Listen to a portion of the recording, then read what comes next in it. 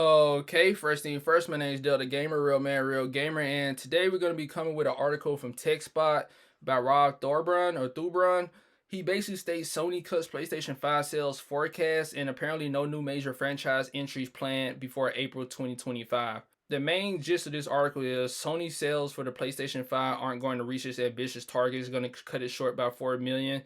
In brief, PlayStation 5 consoles are not selling well as Sony predicted. Right now, the Japanese tech giant expects to sell 4 million fewer PS5 units than forecast in its next financial year, which runs from April 2024 to March 31st, 2025.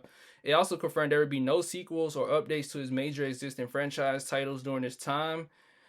And yeah, so apparently the studio or the company is expecting to sell lesser PS5s than they thought they would be selling. Now, there's no issues with stock anymore. There haven't really been an issue with stock for PS5 for about a year now. For almost a year, I say for almost about a year. So it's not a stock issue. And there's not an issue with good competition because right now, Xbox, as much as they are competing, they're not competing with extremely great games or great services. The Nintendo Switch is not really a direct competitor for the system, but even then, that system, even if it was, it's on its later years. It's on its last legs. Honestly, it's literally been out for 7 years now. It's not like anybody who haven't got a Switch yet is debating between really a PS5 or a Nintendo Switch. So honestly, you can't blame the competition on the market. Arguably, you could argue a little bit with PC being a good competitor right now since Sony has brought a good amount of their exclusive games to PC. So anybody who's only been playing on PC, if they decided to get a PS5, it really wouldn't make sense for them to get one since a good amount of their games that come out for a PS5 exclusive are playable on the PC. Are in arguably one of the best games to come out this generation, Returnal, has been moved to the PC in the last year or so. So anybody who predominantly play on PC, if they thought about getting a PS5, it really wouldn't make sense unless they just had more expendable cash to get rid of.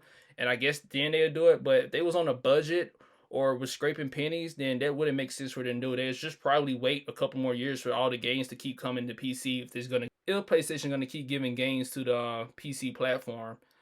Now, another thing that I think why they're not gonna hit their sales target is a lot of games that's been coming out for the PS5 are still on PS4. Some of their biggest games that then came out, like Horizon Forbidden West or God of War Ragnarok, are all playable on PS4. Even big third-party games like Resident Evil 4 is still playable on the PS4. Granted, there's games like Jedi Survivor that's only on PS5, but it's still a good amount of games coming to PS4 that's also is coming to PS5. And anybody who's really on a budget right now just don't have the money. It's not really You're not really giving them a really great incentive to get a PS5 at the moment. It's just you better off just waiting, honestly. So if they really wanted to increase their sales, they would have just did a big push to making sure a lot of games that on the PS4 that's playable on the PS4 that's been coming out the last couple of years will be only for the PS5. Granted, I know Spider-Man 2 just came out for a PS5 only. That really helped them out on sales. But overall, if they really want to improve sales, they really need to uptake their the games coming out for their platform and making it PS5 only, and not even giving it to PC because I don't see how you can expect bigger sales or more sales when your games is on PS4 and PC, and the system has technically went up in price as well for from 100 to 450. And granted, the 500 is still the same for the base model, but technically the cheapest model at first, which was the all digital, has been phased out. That was strictly 400. Now, if you want an all digital, it's 450. Also the services that they got, like PS Plus, that's went up on price. I know a lot of people seen that go up on price. Is probably like, you know what? I'm not even gonna pay for PS Plus. I might well just probably go to PC. At least there's free multiplayer over there.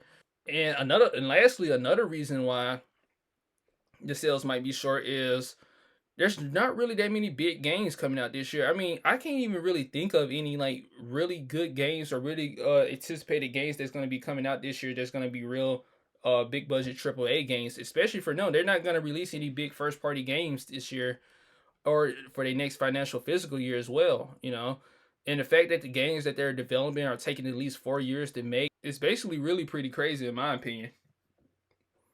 Now, another thing I wanted to talk about lastly is the games that have been coming out. Also, I forgot to mention the games that have been coming out from their first party studios and from third party studios as well.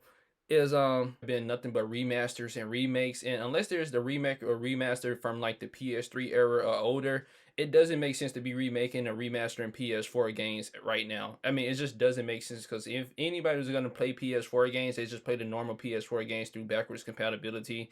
So taking time and resources away from newer games or investing in newer games to go remake a PS4 game just doesn't make sense at all. I mean, I don't care how good the frames are or the graphics, it just doesn't make sense. If anybody really wanted to play those games, they can just play it through normal PS4 backwards compatibility on the PS5. All right, my name is Delta Gamer, real man, real gamer. Thanks for watching.